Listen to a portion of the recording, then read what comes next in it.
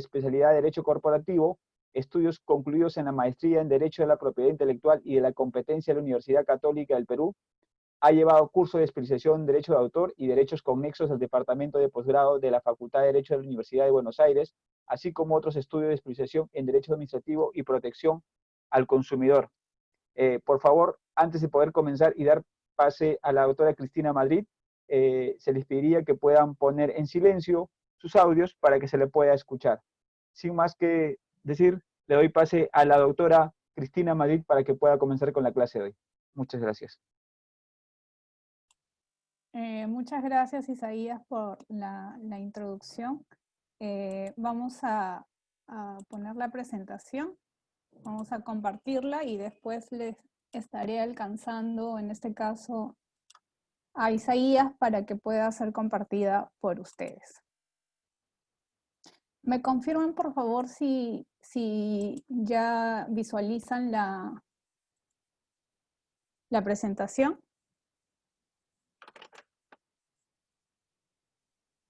A ver.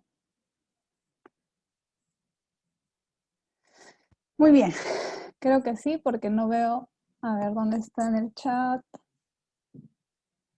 Como me disculpé la sesión anterior, esta de la tecnología también es nuevo para mí, así que todos estamos aprendiendo algo nuevo en esta pandemia.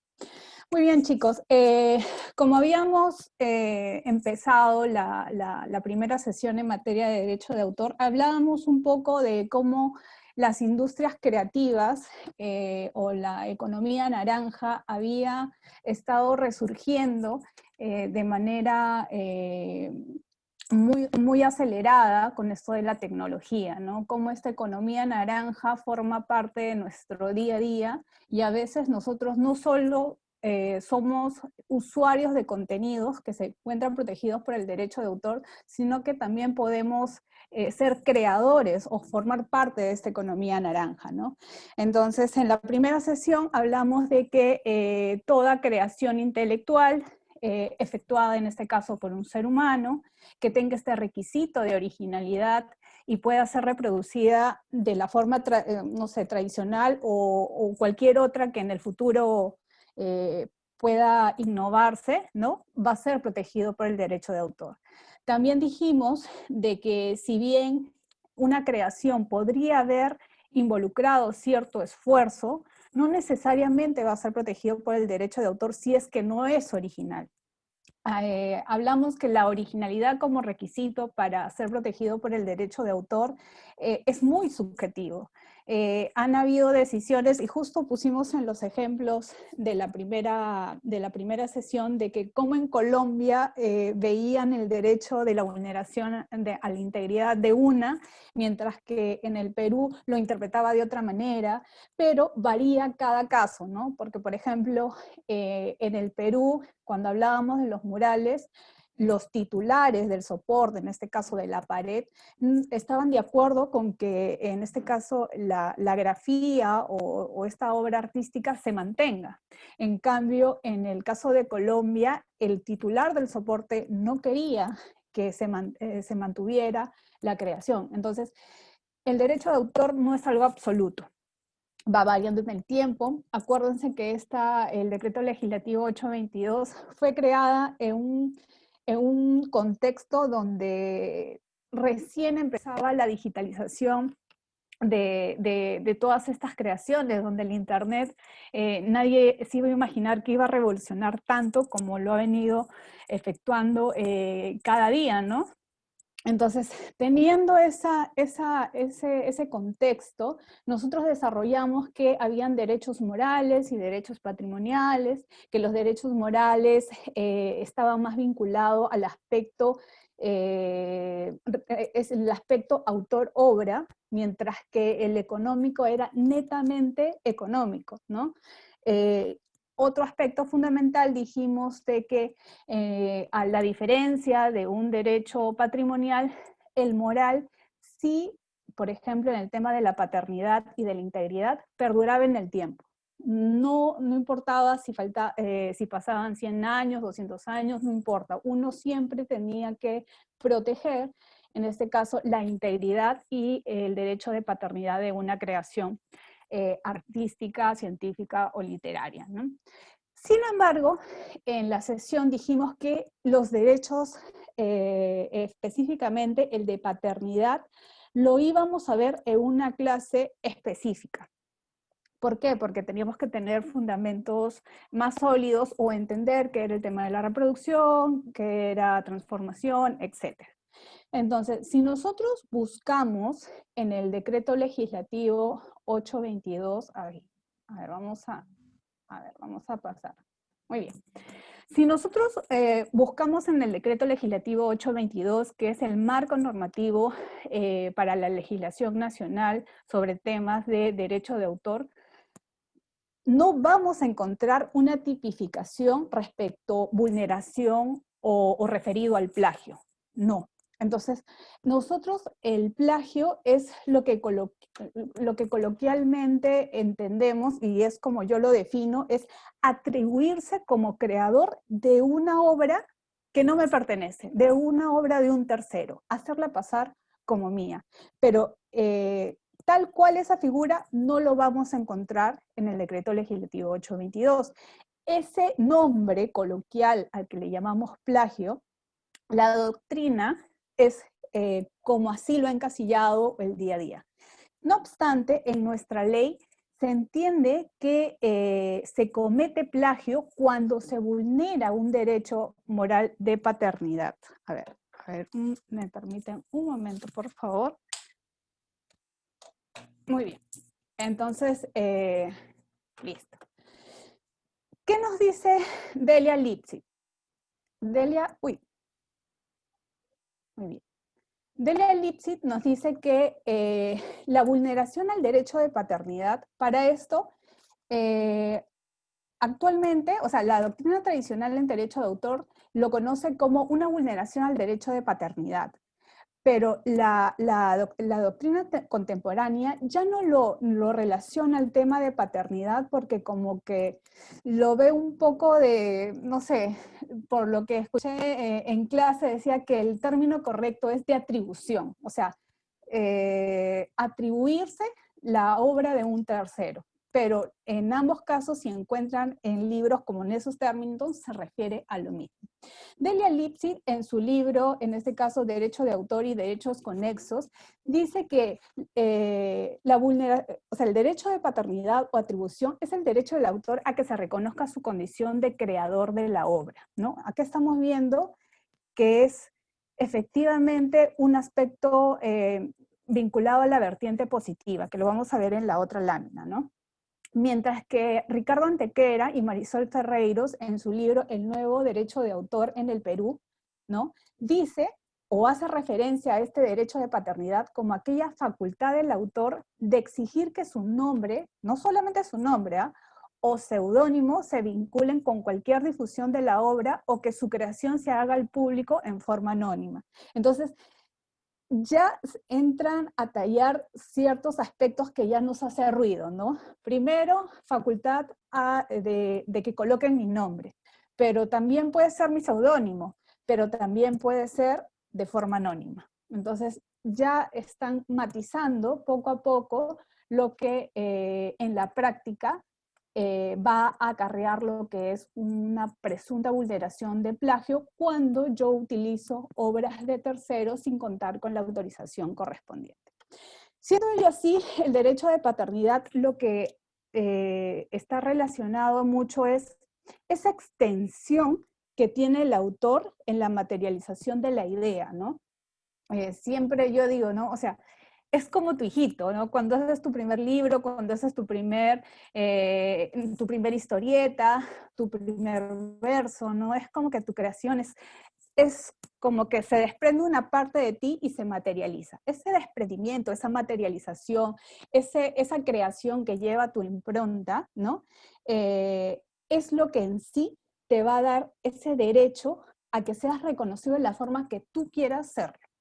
Es por eso que la doctrina lo divide en dos aspectos. Una vertiente positiva es la que está vinculada al derecho de autor a atribuirse con nombre y apellido como autor de una creación, ¿no? Si yo, no sé, quiero que diga, ¿no? Cristina Madrid, no sé, pues, elaboró una crítica sobre la diferencia entre derecho de integridad y derecho de transformación. Yo quiero que se ponga Cristina Madrid.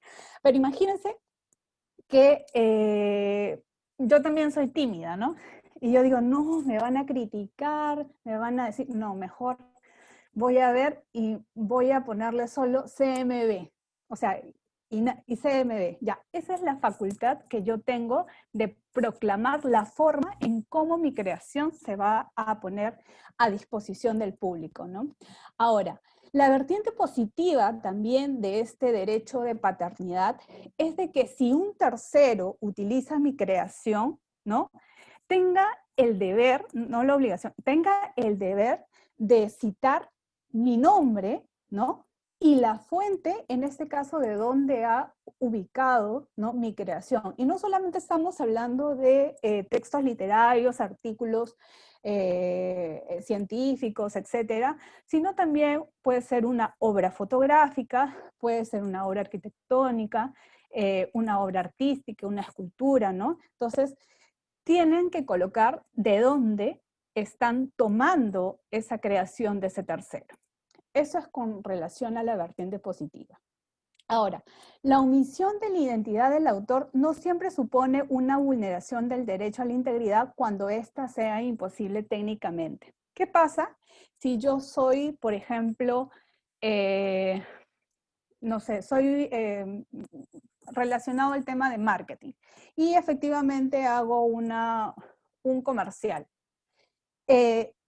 Por los usos y costumbres del mercado, usualmente no se colocan todo en un comercial, todas las personas que han formado parte del desarrollo creativo, de la cadena creativa para que salga esa obra audiovisual llamada spot publicitario, ¿no? Porque imposible, es técnicamente imposible que se coloque en este caso que yo soy el autor, ponte, de la obra musical, etcétera. Distinto es en las películas. En las películas, debido a la naturaleza de la obra, cuando después de que se desarrolla la trama, el argumento, en los créditos, ahí salen todas las personas que han intervenido, ¿verdad?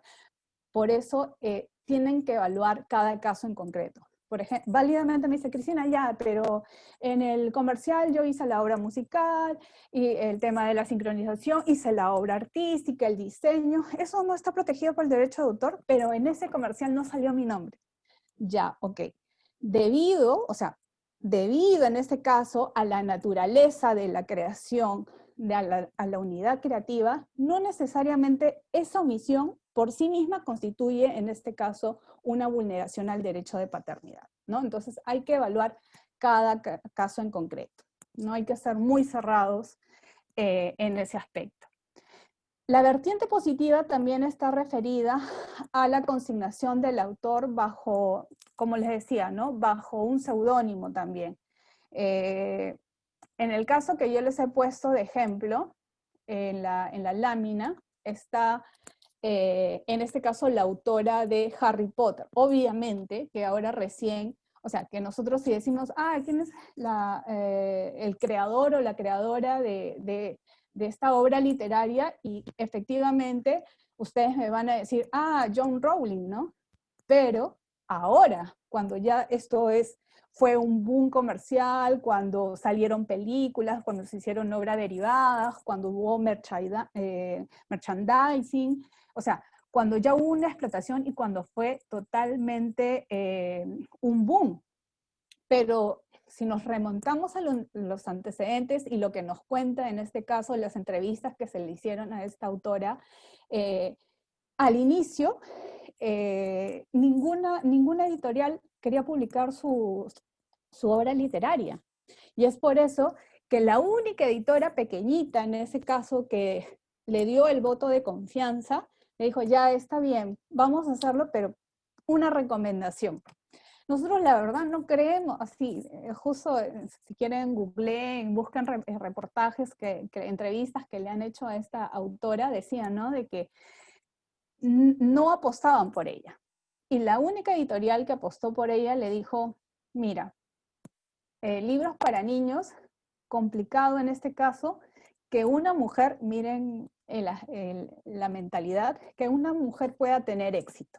Nosotros te recomendamos que no se identifique tu género, ¿no?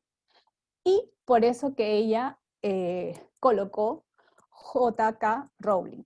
Entonces tú cuando ves la carátula, tú, no sé, no lo sacas a primera vista que sea una mujer, ¿no? Entonces, la propia editorial le recomendó que haga esta variación y salga con un seudónimo. Ahora, este seudónimo, ¿no? Obviamente que ella después de alcanzar el éxito que tuvo, dijo, ya, bueno, ahora sí, me lanzo con todo, y se fue y dijo, bueno, ahora sí, yo soy Joanne Rowling, se identificó, se presentó en este caso a la prensa, y ya todo el mundo pudo saber quién estaba detrás de esa creación de ese boom literario, y todo lo que ustedes ya conocen pues sobre este tema, ¿no? Entonces, esa atribución solamente lo tiene el autor. La forma como va a ser en este caso divulgada su creación con nombre o apellido solamente es de competencia o de índole de facultad del autor, ¿no? Ahora, a modo de ejemplo también podemos decir que vulneramos paternidad. Miren el ejemplo. Usualmente, en este tipo de obras artísticas, el creador siempre deja una firma, ¿no? Después de efectuar su creación.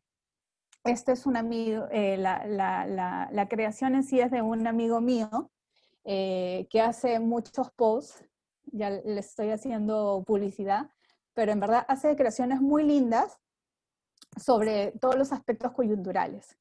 Y esta fue una de las últimas que vi y me llamó la atención. Pero, ¿qué pasaría si esa creación, que está en este caso al lado izquierdo de sus pantallas, no solamente lo modifican, porque lo pueden eliminar con Photoshop y todo eso, sino que lo cortan, ¿no? Para que no salga en este caso la identidad o la persona quien lo creó. Ahí yo podría decir válidamente que no solamente estás vulnerando integridad porque has cortado, si se dan cuenta, han cortado la imagen, sino que lo más grave de eso es que estás, en este caso, omitiendo el nombre de su creador. Entonces, la omisión no solamente es que te atribuyas la creación del derecho de un tercero, sino también es que omitas colocar a quién le pertenece esa creación, si es que realmente puedes hacerlo. Otra cosa es que a pesar de que te esfuerces y agotes todas las fuentes de información, no puedas ubicar en este caso quién es el autor de la obra. Entonces, al momento en que tú puedas citar, ¿no? Efectivamente, puedas colocar, no sé, se agotaron todos los medios, autor no conocido, autor desconocido, o sea, siempre es bueno verificar eso. Ahora, si ustedes se habrán dado cuenta, en las citas que yo hice al inicio, ¿no? Puse Leipzig y Antequera, ¿verdad? Hay situaciones, ahí yo estoy cogiendo una obra de un tercero, ¿verdad? ¿Correcto? Muy bien. Pero va a haber en ocasiones que debido a la utilización que le estoy dando, no necesariamente voy a poder poner todas las fuentes, las citas y todo eso. En este caso lo que yo hice fue, puse en este caso el nombre del autor y la fuente lo dije oralmente. Le dije, indiqué el nombre del libro donde Leipzig había escrito eso y respecto a Antequera y Ferreiros también, ¿no? Entonces, hay modalidades que uno puede, en este caso, en este tipo de presentaciones, tratar de cumplir para evitar cualquier futura, no sé, pues, denuncia por infracción o lo que sea, porque no siempre debido en ese caso a la plataforma que se usa o a la forma en que uno puede dictar una charla, puede colocar todas las citas y todas las fuentes porque llenas de la lámina de mucha información, entonces en sí pedagógicamente no llegas al alumno. Entonces tienes que en este caso, buscar mecanismos que te puedan servir para no infringir, o sea, cumplir con una adecuada cita, ¿no? Y de esta manera no infringir ningún derecho o herir cualquier tipo de susceptibilidad, ¿no? Ese es un ejemplo que he colocado ahí sobre vulneración al derecho de paternidad, ¿verdad? Hablamos de la vertiente positiva y ahora vamos a hablar de la vertiente negativa, ¿no?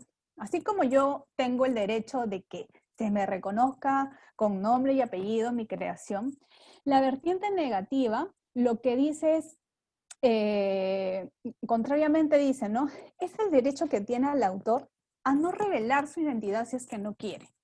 No lo puedes obligar en este caso a que lo individualicen como les decía en el ejemplo, puede ser que yo sea tímida, no sé, pues que no tenga vergüenza o simplemente puede ser un tema también de marketing, ¿no?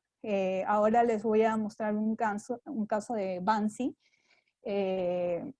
cómo ese místico que se ha dado en el contexto de cómo se han divulgado sus creaciones es lo que le ha hecho, en este caso, generar un montón de regalías respecto a sus creaciones artísticas, ¿no? Más allá de todos los debates sobre si es correcto o incorrecto la forma en que son reproducidas y divulgadas, ¿no? Ya en el video se van a enterar más o menos. Entonces, volviendo a la vertiente negativa, es el derecho en este caso a no revelar la identidad del autor y ocultar la misma bajo un anónimo o un seudónimo. Ahí hemos puesto, por ejemplo, el Lazarillo de Tormes, ¿no? Que fue, en este caso, divulgada de forma anónima, ¿no? La ley define qué se entiende por obra anónima y dice que es aquella que no contempla en el nombre del autor. O sea, definitivamente no se puede identificar de cualquier forma quién es el autor de esa creación. Y la obra seudónima es aquella que aparece con un nombre distinto al del autor.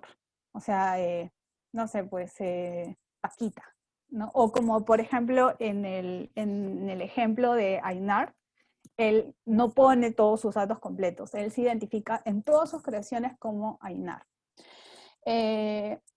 Lo habitual es que el seudónimo se emplee con el objetivo de ocultar a la persona del autor. Sin embargo, en la práctica, confunde mucho el tema de el seudónimo para uso comercial y el seudónimo que establece el decreto legislativo 822. O sea, el seudónimo comercial donde yo digo, mi nombre es Cristina Madrid, pero voy a publicar con Cris Madrid. Entonces, pero la gente logra identificarme como persona individualizada, quién soy. Ya, ese seudónimo no es el que contempla el decreto legislativo 822. O sea, tiene que ocultar en este caso a la persona del autor. Tú no tienes forma de cómo saber quién es, por más que te genere intriga o te llame la atención, no logras identificar quién es. En el ejemplo que vamos a poner en la siguiente lámina, ese es el ejemplo típico de una obra divulgada bajo seudónimo, ¿no? Si a pesar de utilizarse un seudónimo o anónimo se conociera la identidad del autor, no se aplicarán las reglas específicas de este régimen, sino el régimen común.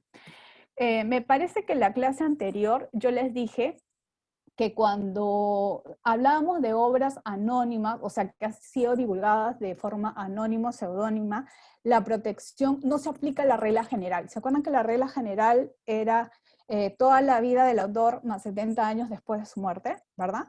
Ya, esa es la regla general. Pero en este tipo de obras, que son especiales, que son una clasificación diferente, porque han sido divulgadas bajo un tercero, ¿no? Y no sabiendo, no identificando en este caso al autor, la protección son 70 años contado desde su divulgación o publicación, ¿no? Entonces, el plazo de protección es más corto.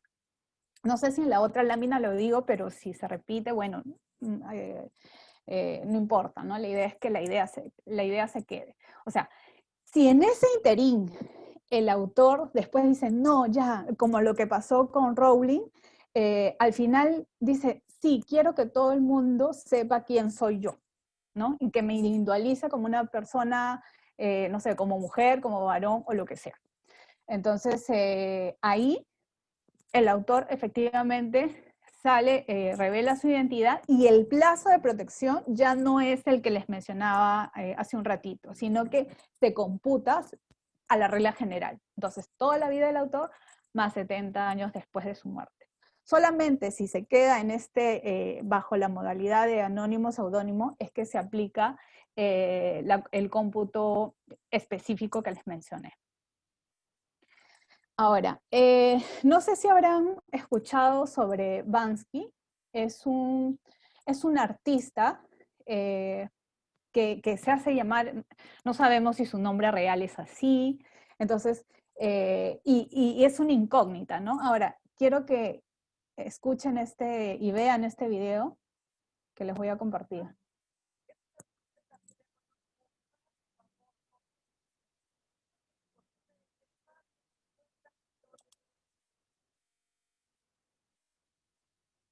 Ay, ¿qué pasó?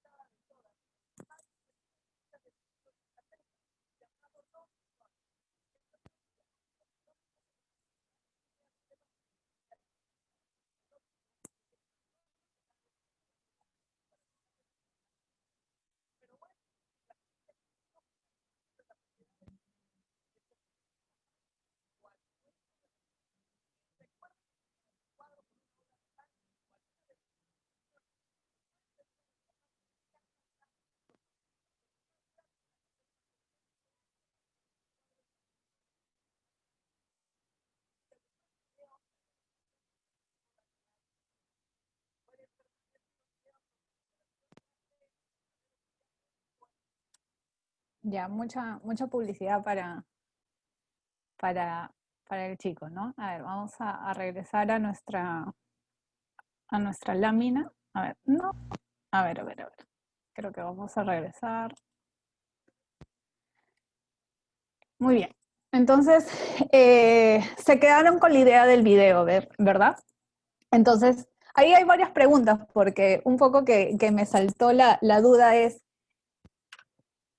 él está comercializando en una página web. Ahora, ¿tendrá autorización para eso? ¿No?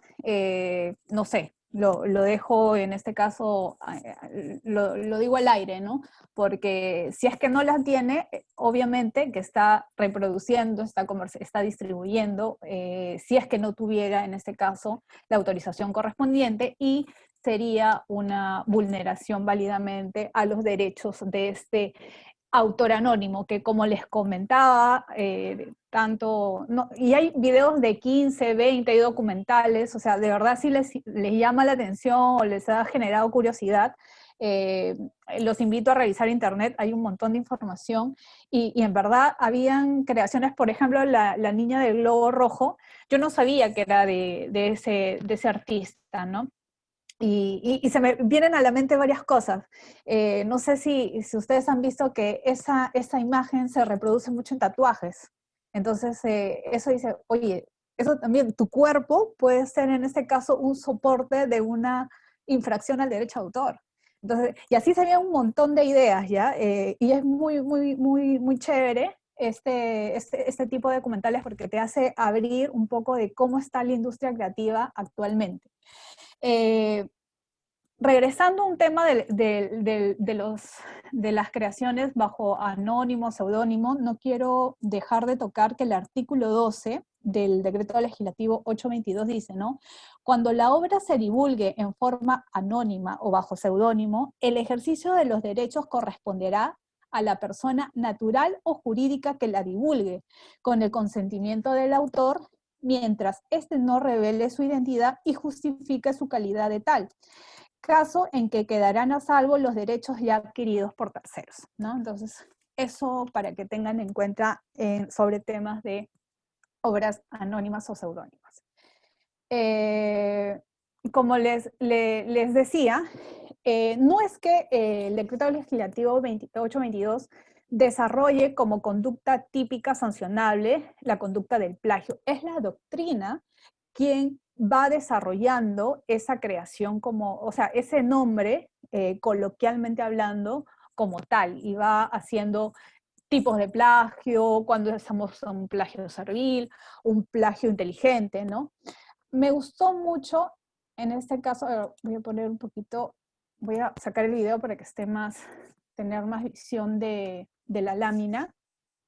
Estos conceptos que he sacado es de José Miguel Rodríguez en Comentarios de la Ley de Propiedad Intelectual, donde habla un poquito más o desarrolla qué se entiende por plagio, ¿no? Y dice que todo aquello que supone, en este caso, copiar obras ajenas en lo sustancial y se presenta más bien como una actividad material mecanizada y muy poco intelectual y menos creativa, carente de toda originalidad y de concurrencia de genio, talento humano. En otro acápite también dice que el concepto de plagio ha de referirse en este caso a las coincidencias estructurales básicas y fundamentales y no a las accesorias, añadidas, superpuestas o modificaciones no trascendentales ni aquellos aspectos de escasa originalidad. El plagio consiste en presentar o atribuirse todo o parte de una obra ajena, de una obra ajena como propia. Acá, a ver, no estoy activando de nuevo el video. Ya. Acá se me viene a la mente una resolución que leí de la Sala de Propiedad Intelectual del Indecopi en referencia a una apelación que había hecho un usuario. ¿Por qué? Porque la Dirección de Derecho de Autor había denegado un registro que era un manual, ¿no? Porque supuestamente había verificado que en Internet esa misma forma de expresión de una descripción sobre un precio y las características de un producto le pertenecían o ya estaban en Internet. Entonces, le denegaron el registro en primera instancia y le dijeron, iníciese un procedimiento de oficio por vulneración al derecho de reproducción y en este caso de paternidad, ¿no? Porque se estaba, en este caso, el que estaba registrando, se estaba atribuyendo una autoría que no le correspondía. ¿Y qué dijo la sala? Ya, y en su apelación, el usuario dice, me olvidé de citar. O sea, no cité bien, o sea, no es que yo no haya, en este caso, plagiado, sino que efectivamente cogí esa información, pero me olvidé de citar, ¿no? ¿Y qué dijo la sala? Cuando la sala analizó los extractos de la supuesta, del supuesto plagio, se dio cuenta de que el texto, no me acuerdo, creo que no lo tengo en la mano, está en otra presentación, era muy descriptivo, era súper descriptivo y dijo que ese párrafo que supuestamente por el cual, en este caso, la Dirección de Derecho de Autor lo había denegado, no contaba con elementos que le daban originalidad a esa estrofa y por lo tanto no se necesitaba citar. Porque tú solamente vas a citar cuando la creación es protegido por el derecho de autor. Porque de lo contrario es de libre uso. Y lo que hizo en este caso es, lo bajó a primera instancia, le dijo, o sea, no confirmó en este caso la resolución de primera instancia y le dijo, evalúa en su conjunto. O sea, no solamente lo deniegues por ese párrafo que encontró en internet y que no es original. Evalúalo porque puede ser que todo el manual en su conjunto sí tenga originalidad y pueda ser protegido por el derecho de autor, y en ese caso la sala lo que dijo fue que no le inicien un procedimiento sancionador, porque la parte que había extraído, en este caso del internet o lo que sea, no era protegido por el derecho de autor, y como no era protegido por el derecho de autor, no era sancionable. Y por eso me gustó esa cita que dice, modificaciones no trascendentales ni aquellos aspectos de escasa originalidad. O sea, si no es original y lo utilizas, no estás cometiendo plagio. Después les voy a contar mi experiencia de una casa de estudios muy conocida, muy prestigiosa, de cómo analizan el tema del plagio, ¿no? Pero bueno, ya más adelante se los comentaré. A ver, vamos avanzando. Uy. Ya, estos son que se entiende por plagio. Más o menos ya les adelanté que qué derechos podría estar vulnerando esta figura de plagio, ¿no? En sí lo que se estaría vulnerando es el derecho a paternidad y el derecho a reproducción. Y válidamente se puede argumentar que cuando tú tratas, en este caso, de disimular o de meterle ciertas modificaciones o alteraciones, también estás vulnerando integridad, ¿no? Pero cuando copias tal cual, es paternidad y reproducción. Cuando haces ligeras variaciones, válidamente tú puedes sustentar que también están vulnerando la integridad de tu creación. Entonces, si uno no cita una obra, cometerá plagio. O sea, si lo que estás utilizando, ese extracto de la creación, cuenta con requisito de originalidad, sí tienes que citar. Por más que sea un párrafo, 2 párrafos, siempre tienes que citar. Si tú no lo haces, el derecho de autor es objetivo.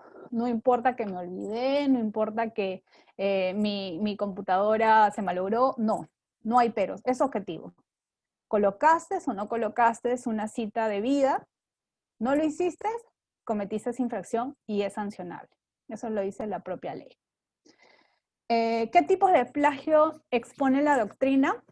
Les adelanto un poquito que hablamos del plagio servil. El plagio servil es aquel que tú copias y pegas, hasta con los mismos errores, hasta con los mismos horrores, todo. Entonces, ahí les puse, incluso les coloqué el número de la resolución de primera instancia donde se sanciona por derecho, en este caso, de reproducción y de paternidad, ¿no? Ahora, yo siempre decía, no sé, siempre cuando estaba en la comisión decía que el plagio servil y el plagio, en este caso, vamos a cambiar, el plagio inteligente, para mí, como Cristina Madrid, considero que la sanción sí debería ser diferenciada, porque en el plagio servil es mucho más fácil de detectar.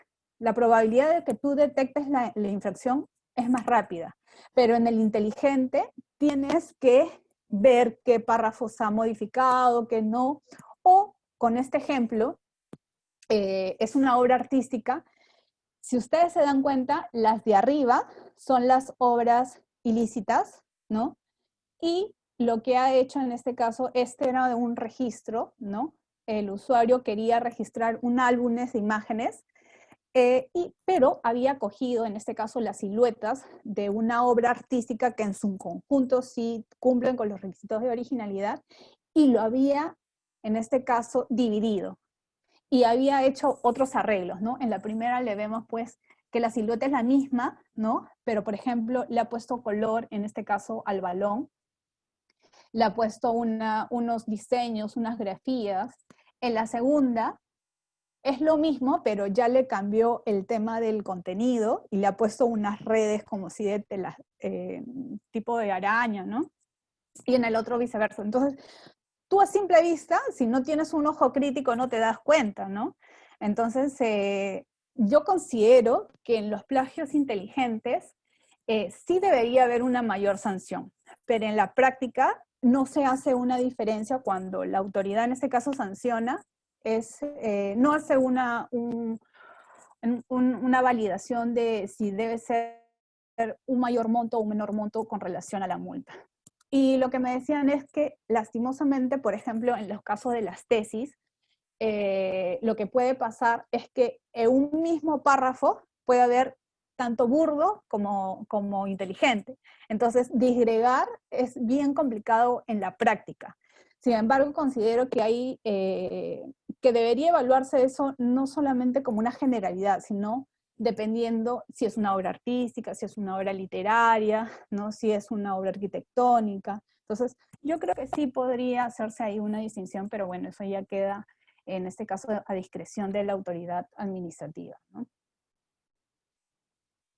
Para que entiendan un poquito más este tema, yo siempre trato de trabajar con casos, porque a nosotros como abogados, o sea, es bueno tener la teoría, pero créanme que cuando les cuentan, cuando ya en la práctica sucede, aplicar a veces nuestra teoría es bastante complicado. Entonces, a veces con ejemplos es mucho mejor aprender los conceptos en temas de propiedad intelectual, ¿no?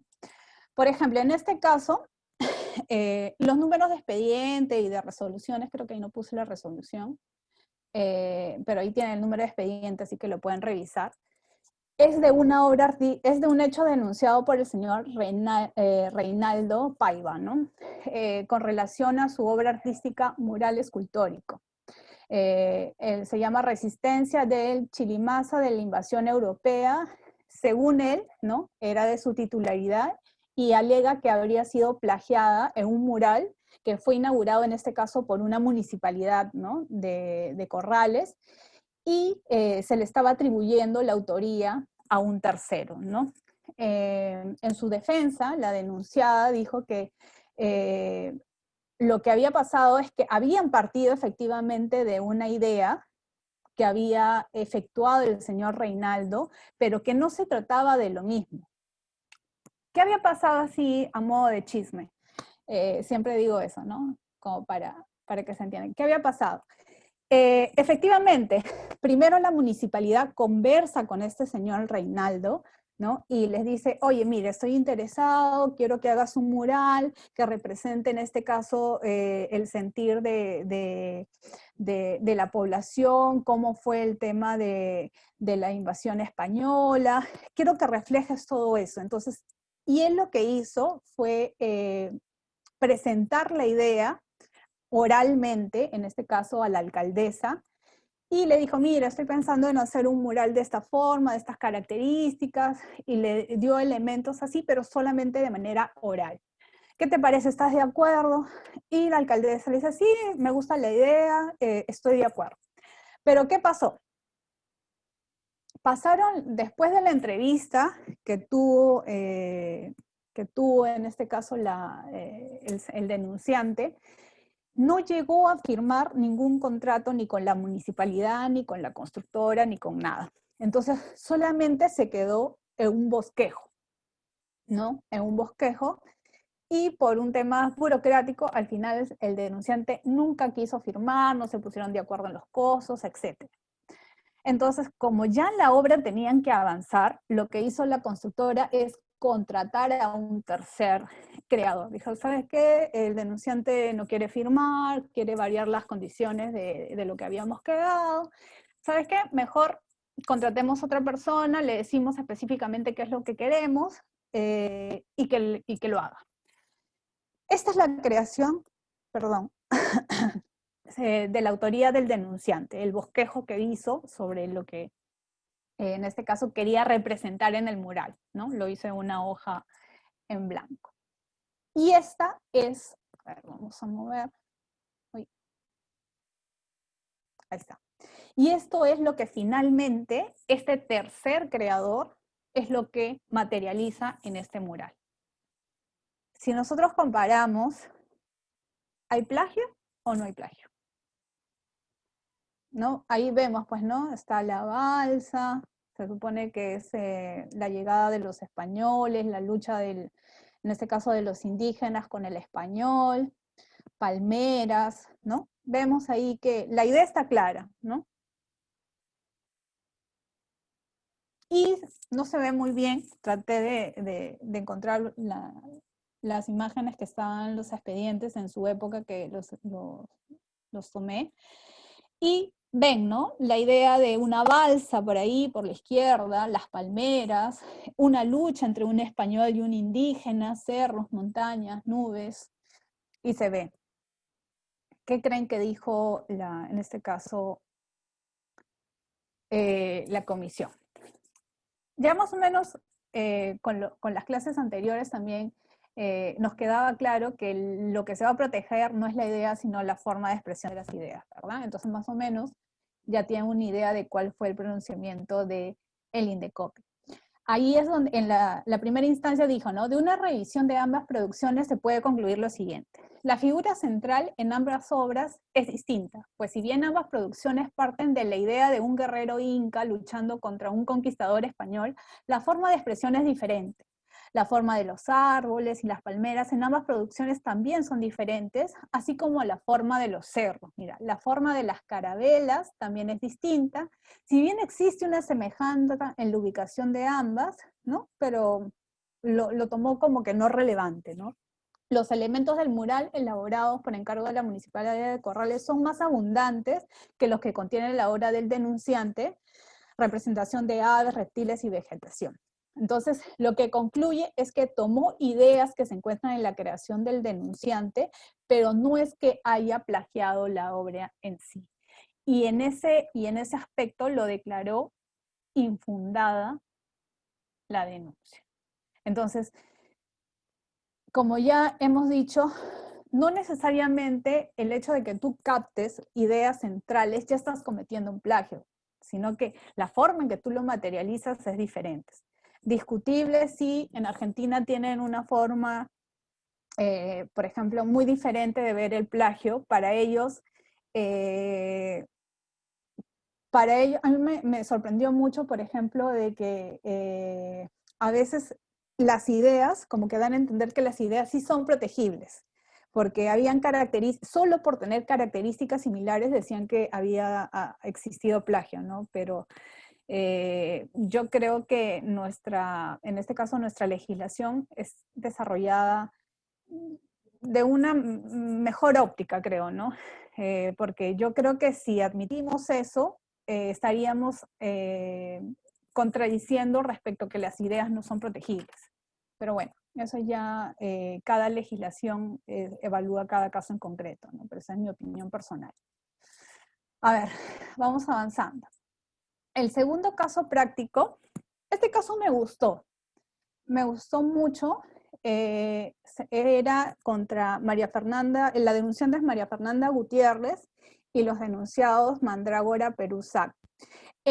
Haciendo la aclaración, el primer caso sí fue confirmado por Sala. En este caso solamente es de primera instancia, porque el caso subió en apelación, así que todavía está por decir si confirman o no, pero al menos les estoy expresando a través de esta presentación cuál es el criterio de la Comisión de Derecho de Autor con relación a esta presunta vulneración.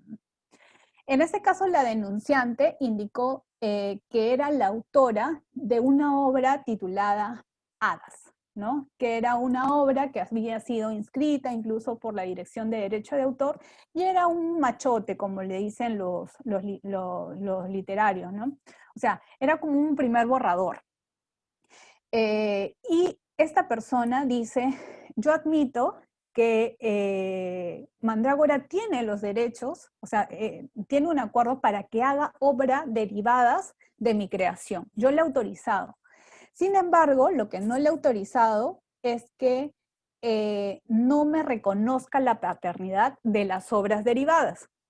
Para esto hay que tener en claro que Mandrágora hizo, en ese caso, dos creaciones. Una adaptación teatral y hizo un libro, o sea, que fue transformado, ¿no? Porque era un libro para niños, donde hizo caricaturas y todo eso, en este caso para que sea comercializado, ¿no? Entonces, sí tenía la autorización de la denunciante, pero lo que ella alega es que habrían vulnerado su derecho de paternidad respecto a las obras derivadas de la obra originaria, ¿no? Ahí vamos a ver, vamos. Este es el libro que les comentaba, ¿no? Esta es la obra derivada que sí tiene autorización. Acá lo que se observa es que les he puesto textualmente la información que se visualiza al lado izquierdo de la lámina. Si se dan cuenta, dice autoría del cuento, dice Franco Benza. Ilustraciones sí reconoce el derecho, en este caso, de los ilustradores, ¿no? Pero dice autoría Franco Benza. Y lo que nosotros podemos apreciar es que en el caso no se apreciaba que el mencionado libro se haya consignado información referida a la autoría de la denunciante en su calidad de autora de la obra originaria. Entonces la pregunta es, oye Cristina, entonces si es una obra derivada, o sea que se basa en una ya existente, ¿también le tengo que colocar el nombre del autor de la obra originaria? Pues sí, pues no. Y eso está dentro de las conclusiones. Entonces, una primera conclusión es que se infringe el derecho de paternidad tanto como por omisión de la consignación del autor como por atribución errónea. Acá, si bien hubo modificaciones, porque no es que sea tal cual a la obra original, hubo modificaciones, se cambiaron ciertos aspectos mínimos del cuento. Si bien tú válidamente puedes decir que tú eres autor de la obra derivada, también tienes la obligación y de no inducir error, en este caso al público en general, de que tú solito creaste la obra, sino que te basas en una ya existente, entonces tienes la obligación de colocar la información de dónde se origina esto. Entonces, el autor de la obra derivada tiene la obligación de indicar en esta última el nombre del autor de la obra originaria. Entonces, más clarito no puede ser. Entonces, en este extremo de la denuncia se declaró fundada. ¿Se acuerdan que les dije que, eran dos extremos, ¿verdad? Uno con relación al libro, que ya hemos visto que se declaró fundada, y la segunda, que está referida a la adaptación teatral, que también es una obra derivada que sí contaba con autorización. Si se dan cuenta, en las imágenes que estoy colocando acá, la imagen es hadas, se consigna el lugar, los lugares, el horario, en este caso los artistas que representan a los personajes, etcétera, ¿no? O sea, dónde se pueden adquirir, pero no se hace referencia si es una obra derivada, quién es, en este caso, quién hizo la adaptación teatral. No se dice nada, ¿no? ¿Qué dijo acá la comisión? A ver, ¿qué dijo ahí la comisión? El autor de la obra derivada, perdón, no podrá atribuirse la autoría de los elementos propios y originales de la obra primigenia. En esa línea, la variación del título de la obra derivada con relación a la obra original no enerva en absoluto la obligación de seguir consignando el nombre del autor de la obra primigenia. ¿Por qué subrayo esto? Porque en los descargos lo que decía es, oye, se tratan de dos obras diferentes porque, por ejemplo, era, imagínate, Hadas, el poder del amor, creo, el poder del amor o algo así. Entonces, el hecho de que tú hayas modificado el título no quiere decir que los elementos sustanciales de la creación original ya de por sí hayan dejado de pertenecer al autor de la obra primigenia. Igual siguen esos derechos a su favor. Asimismo, en el segundo párrafo, dice, ¿no? Sobre la atribución de la paternidad. Ya. Lo que dice en ese caso la denunciante, como la denunciada, perdón, dice, ¿no? Que la comisión en una resolución anterior había dicho de que no en todos los casos de obras derivadas sería necesario indicar la paternidad de la obra originaria, porque en algunos soportes, debido, no sé, pues al tamaño, al espacio ilimitado, no se puede colocar esa información.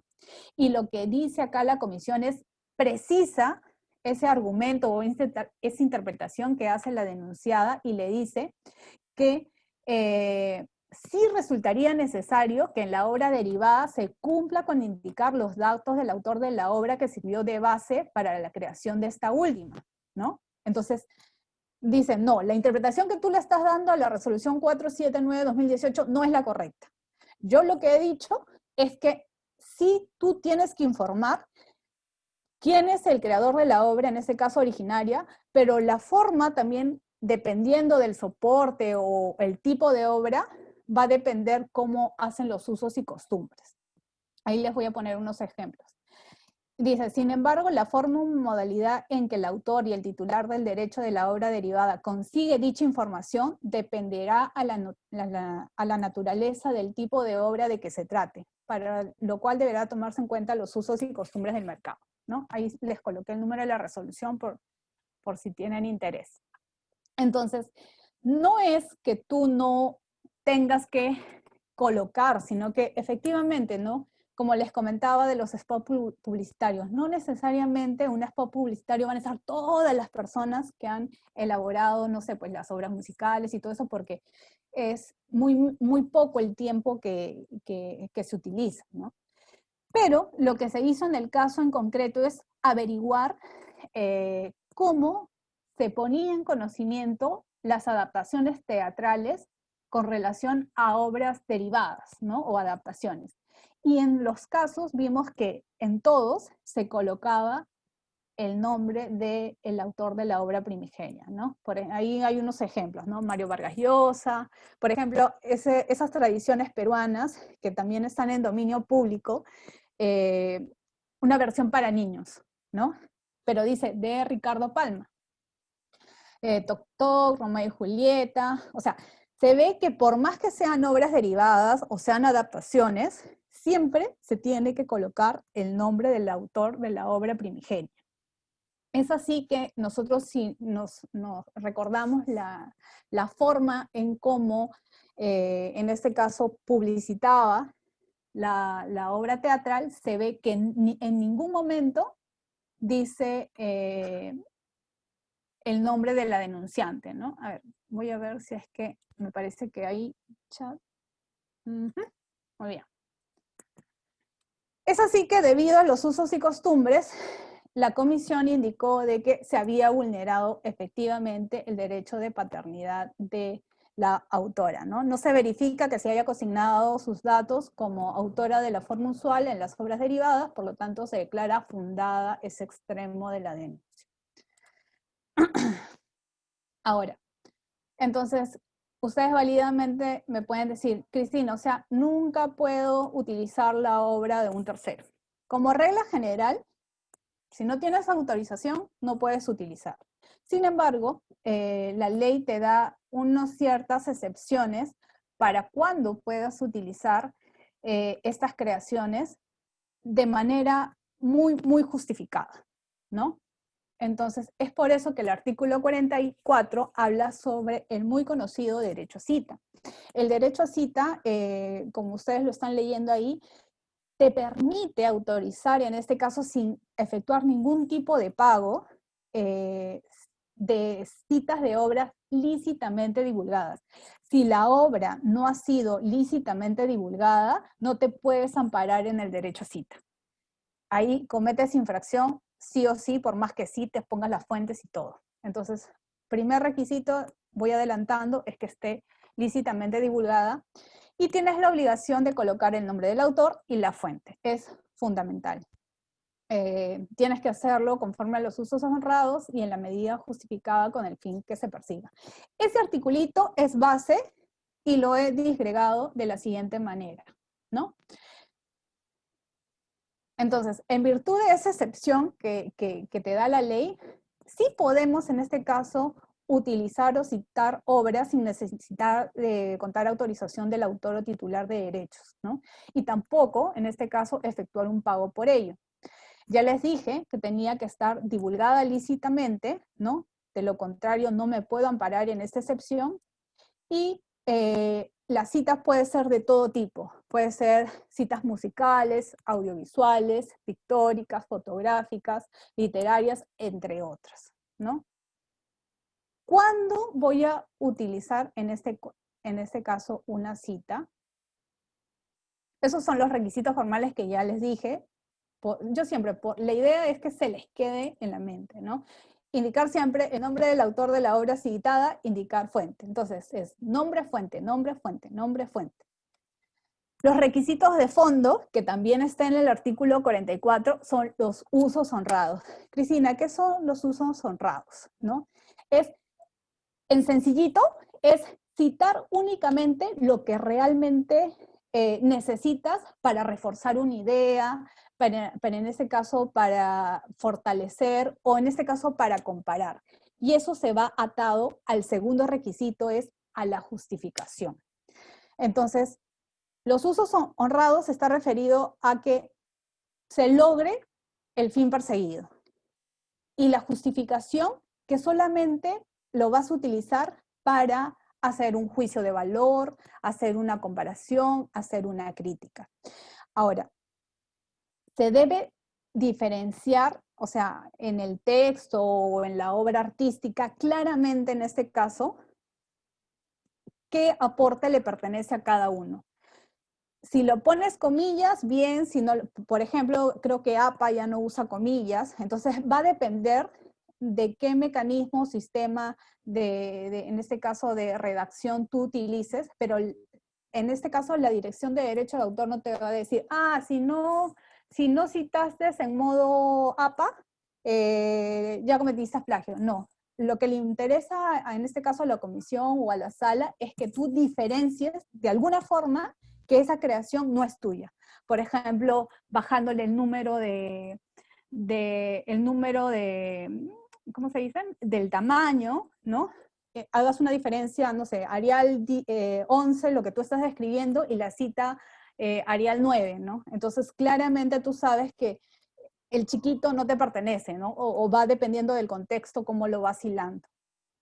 Ahí iba mi comentario que al inicio les decía de que había una casa de estudios muy reconocida, respetada, que al momento en que analizaba, no sé, pues tesis o artículos académicos, ellos consideraban que incluso si tú colocabas un cuadro que no estaba protegido por el derecho de autor, era considerado como plagio. Cuando pasaban su software para verificar si era plagio o no, consideraban como algo plagiado ese tipo de información que por sí misma no es protegida por el derecho de autor. Entonces, ¿por qué sé eso? Porque justamente participé en una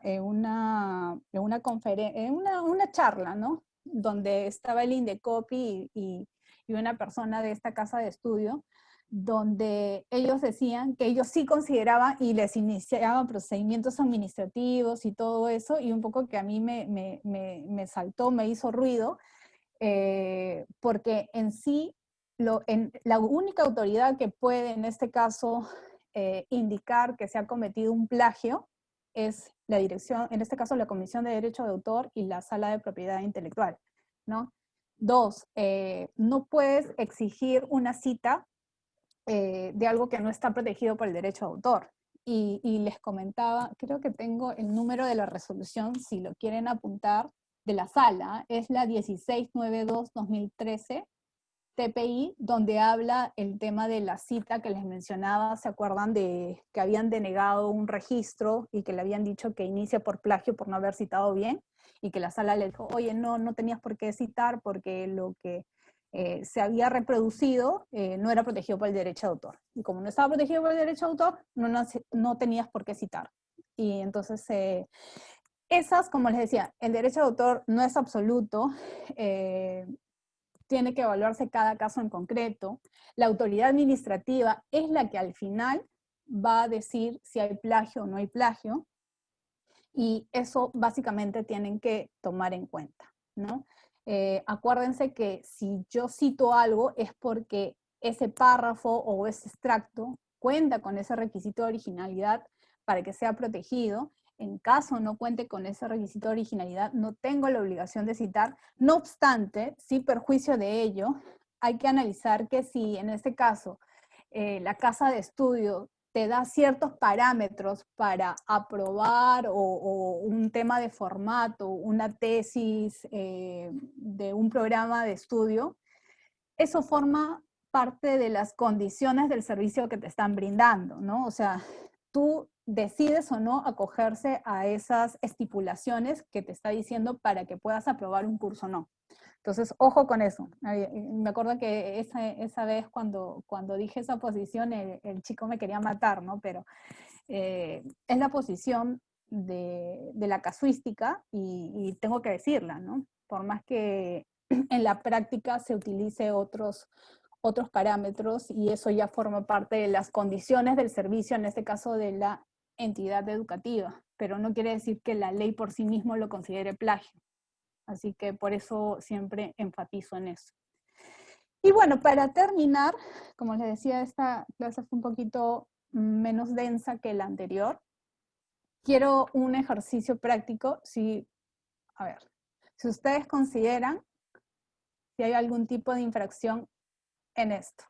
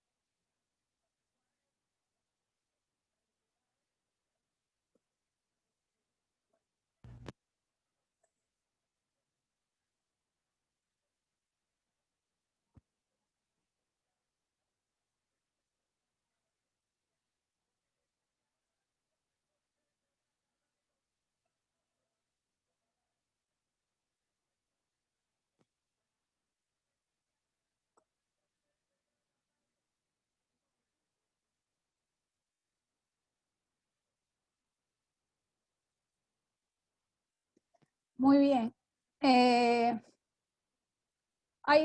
Usualmente siempre empieza el debate, hay infracción, no hay infracción. Después le contesto eso, veo que hay una pregunta, ¿no? Dice, ¿se puede renunciar a la paternidad de una obra? Jorge Luis, me voy a sentir muy enojada contigo porque desde la primera clase estamos diciendo que el derecho moral no son, en este caso, no se puede renunciar, no son transferibles, no es inalienable, es irrenunciable. Entonces, la respuesta sería no, no se puede renunciar, ¿no? Entonces, ahora, hay un artículo muy, ¿cómo se dice? Muy picante, por decirlo así, de Gustavo Rodríguez, que justamente habla sobre esa pregunta que tú dices, ¿no? ¿Por qué no? ¿Por qué no? ¿Por qué no darle esa potestad, en este caso, al autor de vender o poder disponer de esa paternidad? Pero también, o sea, si me dices la ley te dice que no. Ahora, pero si tú vas un poquito más allá de la ley y entras al debate, lo que decía en este artículo es, tú estás en la potestad de decidir, pucha, si me van a dar $1.000.000 por, por ese, no sé, pues, por ese libro y para que figure que lo hizo otra persona, ya, pues deja, es mi facultad, es mi potestad, es mi derecho a decidir. Pero de ahí un poco que se entraba el tema si era moralmente correcto, ¿no? Imagínate, entonces estaríamos avalando el tema de que le pago a alguien para que haga mi tesis doctoral, mi tesis de grado. Entonces, moralmente no sería correcto. Y entonces, a pesar de que hubo y que existe y que puede haber ese debate, en la práctica y en la doctrina tradicional rechazan categóricamente esa disponibilidad o esa renunciabilidad al derecho de paternidad. Ahora, tu pregunta dice, ¿es posible que luego el nuevo propietario se niegue a citar al autor y citar a otro? No entiendo muy bien la pregunta porque acuérdate que cuando tú transfieres, solamente transfieres derechos, en este caso, patrimoniales. O sea, los de paternidad no podrías. Por eso no entiendo muy bien la pregunta. Dice, y citar a otro. Si gustan, reformúlenla porque no la entiendo. Después dice, ¿la infracción a los derechos de autor debe requerir la intencionalidad del culpa o es suficiente la culpa? Dijimos que era objetivo. Si tú me dices que me olvidé, así que el perrito se comió mi tarea, no sé, cualquier excusa, no, es objetivo y la propia ley lo dice, así que no interesa que haya culpa, simplemente lo hiciste o no lo hiciste, y la administración solamente va a ver eso. ¿Qué dice? Me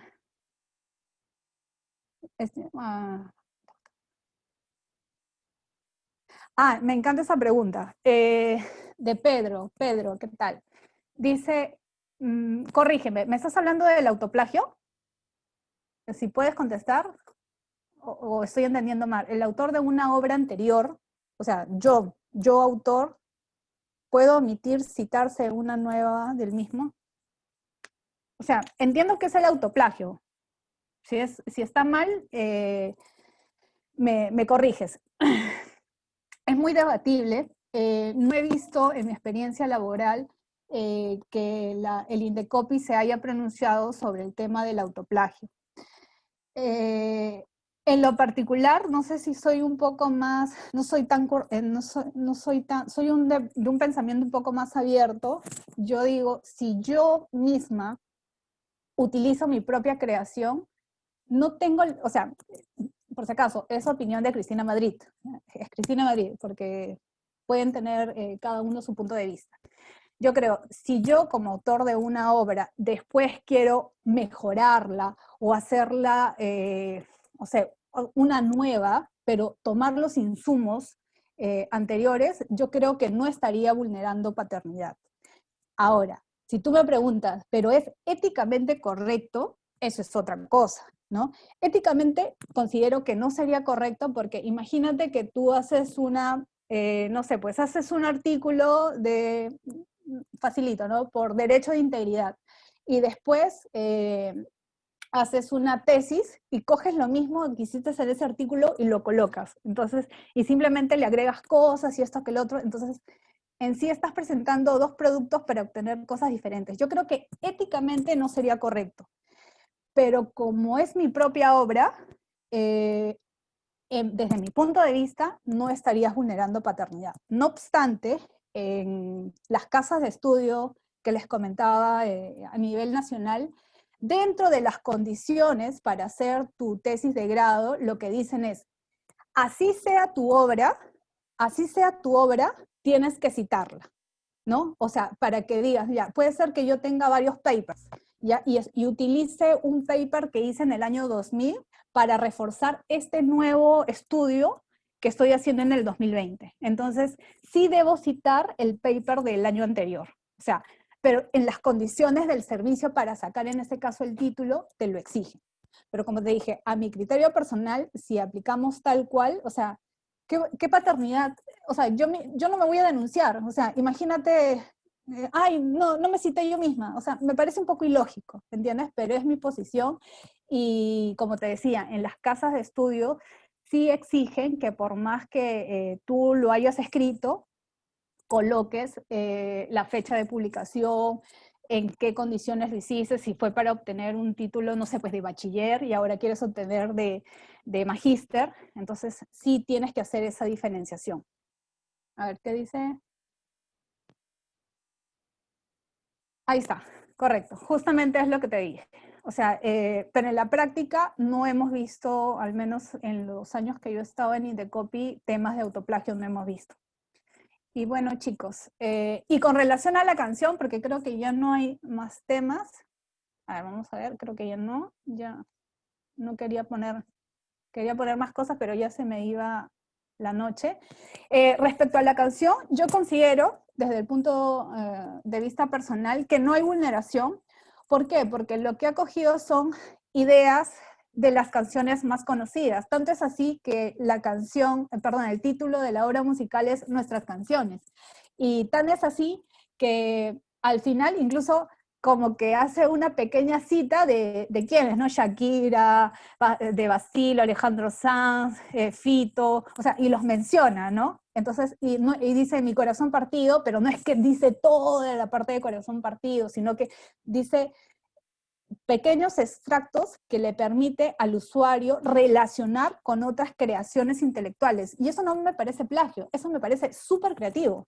Entonces, y como les dije en una sesión anterior, la idea del derecho de autor es fomentar la creación y este tipo de innovaciones, utilizando en este caso ideas, pequeños extractos de ideas que no son protegibles por ese corazón partido, imagínate, corazón partido, que es la palabra que utiliza, por sí sola no está protegido por el derecho de autor. La palabra corazón partido no está protegido por el derecho de autor, es de libre uso. Ahora, que si tú eres lo suficientemente creativo para decir, ya, voy a coger palabras que la gente lo relaciona con determinadas canciones y lo hago en un contexto que el usuario diga, sí, pues nuestras canciones, eso me parece recontra creativo y ningún tipo de plagio. Así que bueno, eso ha sido mi exposición por el día de hoy. Espero que los haya ayudado. Nada, cualquier duda estoy atenta a sus consultas porque veo que creo que ya no hay más. Así que eso sería todo. Muchísimas gracias, doctora Cristina Madrid. Gracias por la participación y la ponencia de hoy día, ¿no? Por el tema de derecho de autor y plagio. Igualmente agradecerle a cada uno de los participantes por su, valga la redundancia, por su participación.